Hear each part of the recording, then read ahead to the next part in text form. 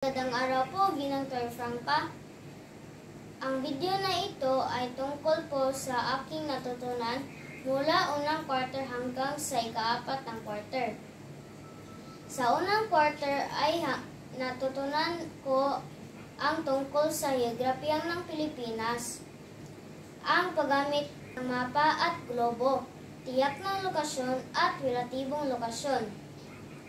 Natutunan ko din ang pambansang teritoryo, saligan ng teritoryo, pagkakakilanlang heographical, heograpiyang pisikal at heograpiyang pantao, at ang kahalagahan ng katanggiang heographical sa pag-unlad ng bansa.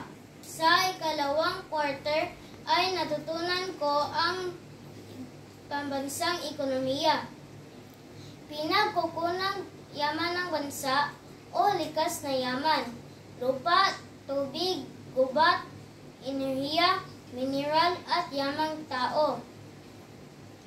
Natutunan ko din ang mga hamon at pagtugon sa mga gawaing pangkabuhayan ng bansa o pangangalaga sa mga pinagkukunang yaman ng bansa, at ang mga hamon sa pagkamit ng likas kayang pag-unlad.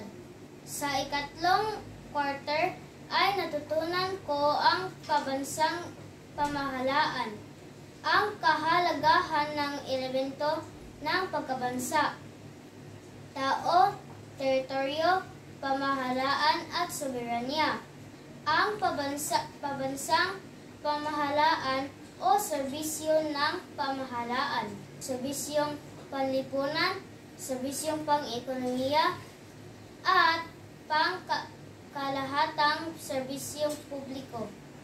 Sa ika-4 na quarter ay natutunan ko ang pagkakakilanlan at pagkamamamayang Pilipino, ang mga sagisag ng pagkakakilanlang Pilipino, ang konsepto at prinsipyo ng pagkamamamayan, ang mga uri ng karapatan at tungkulin ng isang mamamayan, karapatang sibil, karapatang politikal, at karapatang panlipunan at pangkabuhayan, at ang konsepto ng kagalingang pansibiko.